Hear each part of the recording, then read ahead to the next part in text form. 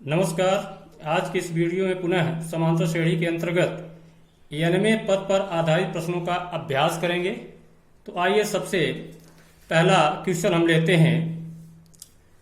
वह एपी निर्धारित कीजिए जिसका तीसरा पद 5 और सातवां पद 9 है। तो तरीका यह है कि सबसे पहले जो हमें पता है उसको लिख लेना चाहिए।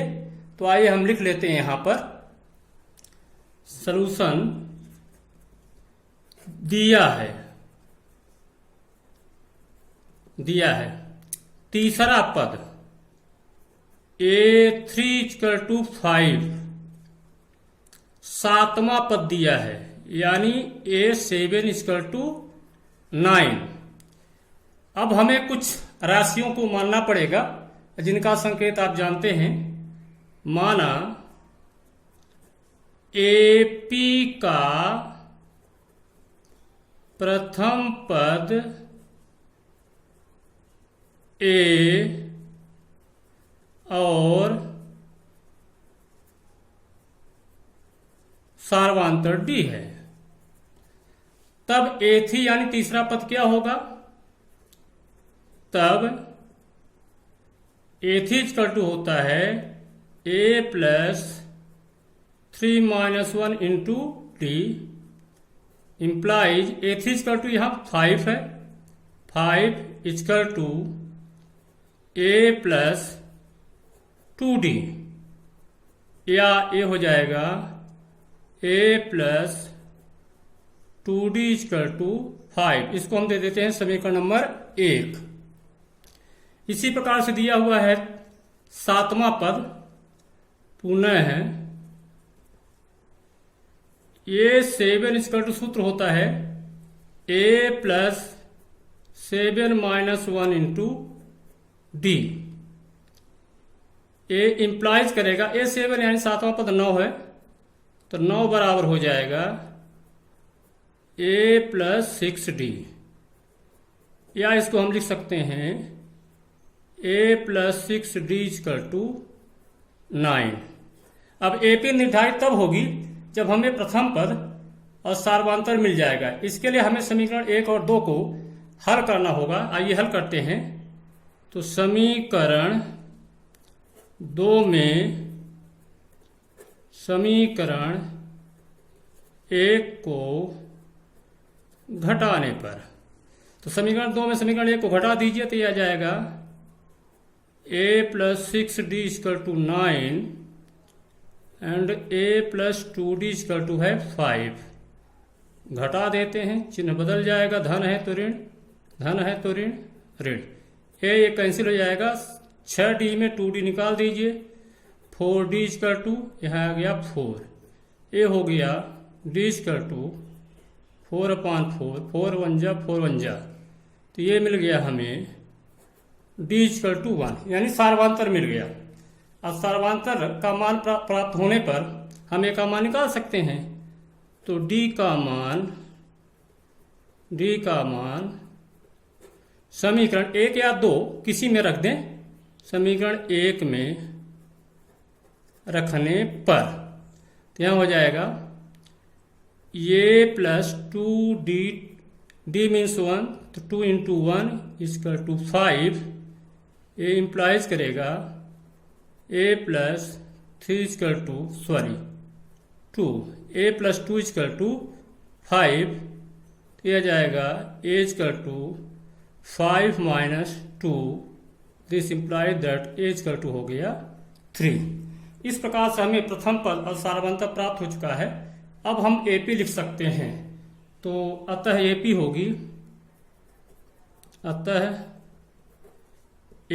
होगी, क्या होगी? A+D A+2D ... इसमें प्रथम पद और सार्वांतर का मान रख दे तो क्या आ जाएगा 3 और 3 + 1 यानी 4, 5। इस प्रकार से हमें सीरीज प्राप्त हो जाती है। तो इस प्रकार से पहला क्वेश्चन सॉल्व होता है। और अधिक समझने के लिए हम क्वेश्चन नंबर 2 लेते हैं। क्वेश्चन नंबर 2 है कि AP AP 3 8 13 बिंदी बिंदी 253 में अंतिम पद से 20वां पद ज्ञात कीजिए। 20वां पद ज्ञात कीजिए। तो इसके लिए भी तरीका वही है, जो चीज़ें हमें पता उसको हम लिख लेते हैं। तो यहाँ पर दिया है प्रथम पद =3 सार्वांतर D=8 - 3। 13 में 8 को भी घटा सकते हैं, 8 में 3 को, यानी अगले पद में ठीक पूर्व पद को। ये आ गया 5। 20वां पद ज्ञात करना है आपको। यहाँ पर और चीज पता है, अंतिम पद पता है। यहाँ पर देखिए 253 है, अंतिम पद का संकेत है L = 200, ये हो गया 53। इस प्रकार से हमें 3 राशियों के मान मालूम है, A, D और L। हमें पूछ रहा है कि दाईं ओर से अर्थात अंतिम पद से 20वां पद क्या होगा। तो इसके लिए हम सूत्र लगा देते हैं। यहाँ पर N का मान ज्ञात करना है, 20वें पद का मान ज्ञात करना है। तो यहाँ पर हम निकाल लेते हैं अंतिम से nवां पद का सूत्र क्या होता है। अंतिम से nवां पद Tn बराबर होता है L - n-1 × D। अब अंतिम से nवां पद का ये सूत्र है, हमको निकालना है 20वां पद। तो n की जगह 20 रख दें, तो यह जाएगा T20 बराबर L का मान रख दे 253 माइनस n की जगह 20 रखेंगे। यहाँ पर 20वां पद कह रहा है, ध्यान रखिएगा। यहाँ n का मान भी दिया हुआ है, यहाँ हम लिख लेते हैं। यहाँ अपन को पता है n बराबर है 20, तो 20 का मान भी हमने n का मान भी लिख लिया। तो 20 - 1 × D का मान दिया हुआ है 5। तो ये हो जाएगा 253 माइनस 19 × 5। तो ये हो जाएगा 253 19 × 5 = 95। तो ये आ जाएगा, घटा दीजिए, तो ये आ जाएगा 158 हो जाएगा, 158। इस प्रकार से आपको मिल गया है अंतिम से 20वां पद T20 बराबर हो गया है 158। ये प्रश्न भी आइए और समझने के लिए हम एक तीसरा क्वेश्चन लेते हैं। तीसरे क्वेश्चन में है, क्या AP 11,852 बिंदी बिंदी का एक पद -150 है। और फिर उसका कारण पूछ रहा है क्यों। तो देखते हैं क्या -150 इस AP का कोई पद होगा या नहीं। तो सबसे पहले हम जो हमें पता वो लिख लेते हैं। दिया है प्रथम पद A बराबर 11, सार्वांतर D बराबर हो जाएगा 8 - 11 बराबर -3। अब यहाँ पर अंतिम पद भी आपको मालूम है, या यहाँ पर इसको मान लेंगे कि माना ये nवां पद है, यदि संभव हो तो आइए मान लेते हैं। माना -150 AP का nवां पद है, अर्थात AN बराबर -150। हमें देखना है कि -150 क्या इस AP का कोई पद होगा। तो हमने इसको मान लिया है कि माना -150 AP का nवां पद है, अर्थात AN बराबर -150। अब nवें पद का हम सूत्र लगाएंगे। तो nवां पद AN बराबर होता है a plus n minus one into d. अब यहाँ पर ए एन का मान ए और डी का मान रख देते हैं, तो आ जाएगा माइनस 150 बराबर हो जाएगा ए बराबर यहाँ पर 11 है, तो 11 यहाँ पर एन का मान हमें निकालना है गुणी डी, डी बराबर है माइनस 3। अब यहाँ आ जाएगा पक्षांतर कर लें तो माइनस 150 माइनस 11 बराबर हो जाएगा एन माइनस 1 इंटू माइनस 3 है यहाँ पर, तो यह आ जाएगा माइनस 161 बराबर ब्रैकेट को ओपन कर लें माइनस 3n प्लस 3, तो यहाँ से आ जाएगा माइनस 161 माइनस 3 बराबर हो जाएगा माइनस 3n। तो यहाँ से मिलेगा हमें माइनस 164 बराबर माइनस 3n। यहाँ से आएगा n बराबर माइनस 164 बटे माइनस 3, माइनस माइनस कैंसिल हो जाएगा, तो ये मिल गया n बराबर 164 बटे 3। यहाँ पर आप देख रहे हैं 164 में 3 का पूरा पूरा भाग नहीं जाएगा, अर्थात 164 बटे 3 एक पूर्णांक नहीं है, जबकि n का मान पूर्णांक होना चाहिए, धनात्मक पूर्णांक होना चाहिए, क्योंकि पदों की संख्या 1 हो सकती है, 2 हो सकती है, 3 4 5 6 7 इस तरह से हो सकती हैं। तो यहाँ पर हमें तर्क देना पड़ेगा कि चूंकि n का मान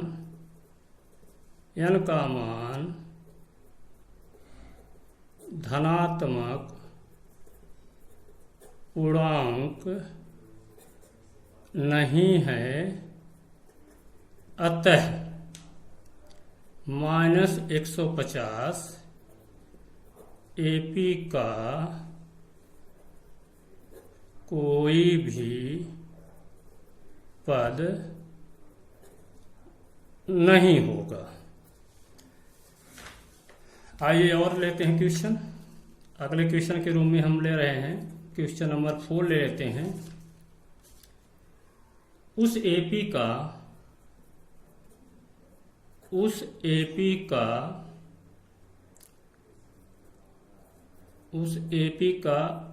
31वां पद ज्ञात कीजिए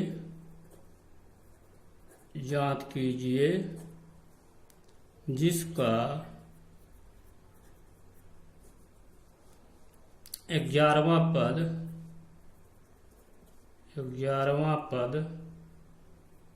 38 और 16वां पद 73 है। तो ये हमारा चौथा क्वेश्चन है। उस एपी का 31वां पद ज्ञात कीजिए जिसका 11वां पद 38 है और 16वां पद 73 है। आइए इसको सॉल्व करते हैं। तो सबसे पहले जो चीजें हमें पता है उसको लिख लें। दिया है 11वां पद, तो A11 बराबर दिया हुआ है 38। 16वां पद दिया हुआ है A16 बराबर है 73। ये चीजें हमें मालूम है। अब यहाँ पर कुछ चीजें हम मान लेते हैं जिनकी हमें आवश्यकता पड़ेगी। माना एपी का प्रथम पद ए और सार्वंतर डी है। बिना प्रथम पद और सार्वंतर के आगे हम बढ़ नहीं सकते हैं, इसलिए हमने प्रथम पद और सार्वंतर को मान लिया है। अब यहाँ देखिए जो दिया हुआ है उसका सूत्र क्या होता है। अब A11 यानी 11वां पद बराबर होता है A plus 11 minus 1 into D. Implies करेगा 11 के स्थान पर रख देंगे 38 बराबर हो जाएगा A धन 10D, या इसको हम लिख सकते हैं A धन 10D बराबर 38। समीकरण नंबर 1 दे दिया इसका मान हमने। पुनः हमें पता है 16वां पद, तो यहाँ लिख देते हैं पुनः A16 बराबर होता है A plus 16 minus 1 into d. अब यहाँ पर हमें 16वां पद मालूम है, तो यहाँ रख देंगे 73 बराबर A प्लस 15D। ये हो गया समीकरण नंबर 2। सॉरी, यहाँ पर समीकरण नंबर 2 नहीं दिखते, यहाँ पर हम दोबारा इसको लिख लेते हैं, या हम कैसे लिख सकते हैं, A प्लस 15D बराबर 73। इसको हमने दे दिया समीकरण नंबर 2। अब हमारे पास समीकरण दो हैं, 1 और 2, इन दोनों को हल करेंगे तो हमें A और D का मान मिलेगा। तो आइए हल करते हैं। इसको हम विलोपन विधि से हल कर लेते हैं। समीकरण 2 में समीकरण 1 को घटाने पर, घटा दें तो यह जाएगा A प्लस 15D बराबर 73 और A प्लस 10D बराबर हो जाएगा 38। घटा दे, चिन्ह बदल जाएगा, धन है तो ऋण हो जाएगा, तो ये कट गया। 15D में 10D निकाल दीजिए, तो ये आपका आ गया 35। यहाँ आ गया 35, 73 में 38 है ना।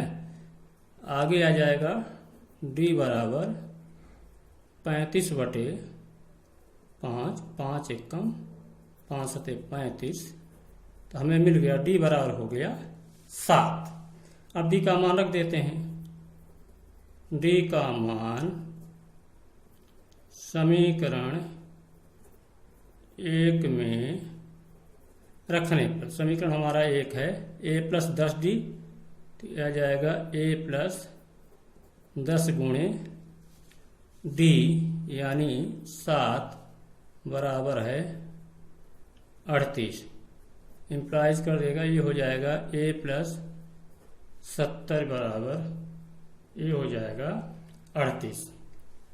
यहाँ से आगे अब क्या मिल जाएगा, इसको A बराबर हो जाएगा 38 माइनस 70, तो A का मान आ गया हमें -32। इस प्रकार से हमें A और D का मान मिल गया है।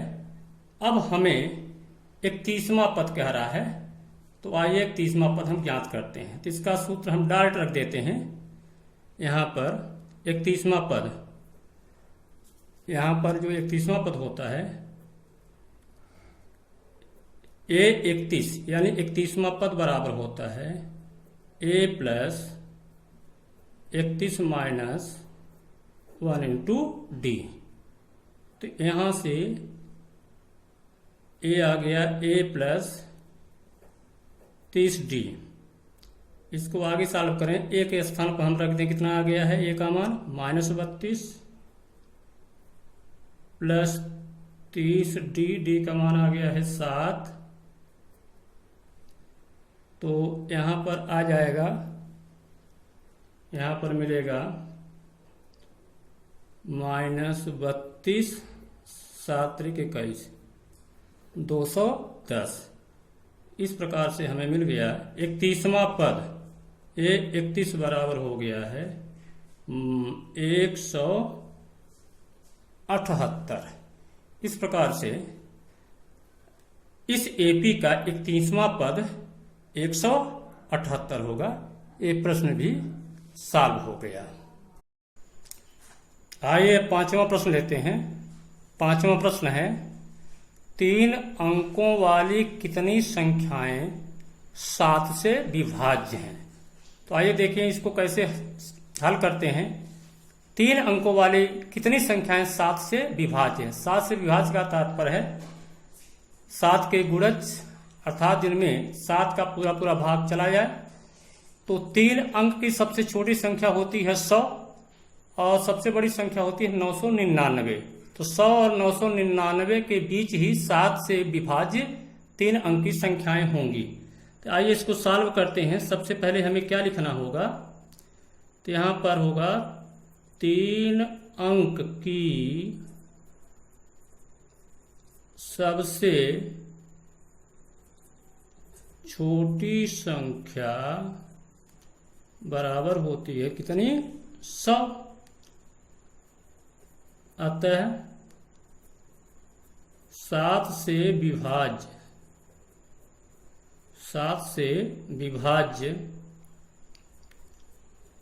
3 अंक की सबसे छोटी संख्या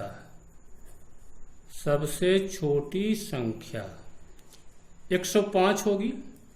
हम देख लें, 105 में 7 का पूरा भाग चला जाता है, इसलिए 7 से विभाज्य 3 अंक की सबसे छोटी संख्या 105 होगी। अब 3 अंक की सबसे बड़ी संख्या क्या होती है? 999। 999 में 7 से भाग देने पर शेषफल क्या आएगा? शेषफल 5 आता है। देख लीजिए, 999 7 से भाग देने पर शेषफल 5 आता है। अतः 7 से विभाज्य 3 अंक की सबसे बड़ी संख्या बराबर क्या होगा? 999 माइनस 5 बराबर आएगा 994। अर्थात 7 से विभाज्य 3 अंक की सबसे बड़ी संख्या होगी 994। अतः हमारी एपी क्या बनेगी? अतः 7 से विभाज्य 3 अंक की संख्याओं की एपी होगी। एपी बना लेते हैं, क्या होगी? 105। अगली विभाज्य संख्या क्या होगी? 7 जोड़ दीजिए, 112। अगली क्या होगी? 119। बिंदी अगली है 994। अब हमें देखना है कि इसमें ये इस प्रकार की संख्याएं कितनी हैं। तो यहाँ पर ये हमारी एपी हो गई। इसमें देखना है पदों की संख्या। तो आइए सबसे पहले जो स्पष्ट है तो उसको लिख लेते हैं। स्पष्ट है, इस एपी का प्रथम पद ए बराबर 105, सार्वांतर डी बराबर होगा 112 माइनस 105 बराबर 7। पदों की संख्या ज्ञात करना है। साथ में अंतिम पद भी दिया हुआ है। अंतिम पद यल बराबर दिया है 994। अब अंतिम पद है इसलिए अंतिम पद का सूत्र लगा देते हैं। तो अंतिम पद यल बराबर होता है a plus n minus 1 into d. अब यहाँ पे यल का मान है 994। प्रथम पद दिया है 105। यहाँ एन का मान हमें ज्ञात करना है क्योंकि पदों की संख्या पूछ रहा है, अर्थात 7 से विभाज्य संख्या पूछ रहा है। तो n minus 1 into D, D का मान आया हुआ है 7। तो यहाँ पे इसको सॉल्व कर लेते हैं। तो अगला पद होगा 994 माइनस 105 बराबर हो जाएगा एन माइनस 1 इंटू 7। तो यहाँ पर आ जाएगा 994 में 105 को घटा दीजिए, आ जाएगा 889 बराबर हो जाएगा एन माइनस 1 इंटू 7। तो इसको लिख सकते हैं एन माइनस, इसको लिख सकते हैं एन माइनस 1 बराबर 889/7, तो ये हो जाएगा, कट जाएगा, 7 एकम 7 हो जाएगा, 7 दूना 14 और 7 से 49। इस प्रकार से n-1 बराबर 7 हुआ, तो ये आ जाएगा, सॉरी यहाँ पर एक गलत हो गया है, इसको काट देते हैं। अगला स्टेप आ जाएगा n-1 बराबर 127, तो n बराबर हो जाएगा 127 + 1, तो ये हो गया n बराबर 128। इस प्रकार से 7 अंक की, अतः हम आंसर को लिख सकते हैं इस प्रकार से, अतः 3 अंकों वाली 7 से विभाज्य संख्याएं 128 होंगी। 128 होंगी। इस प्रकार से प्रश्न क्रमांक 5 भी सॉल्व हुआ। आज के वीडियो में बस इतना ही। मिलते हैं अगले वीडियो में, तब तक के लिए नमस्कार।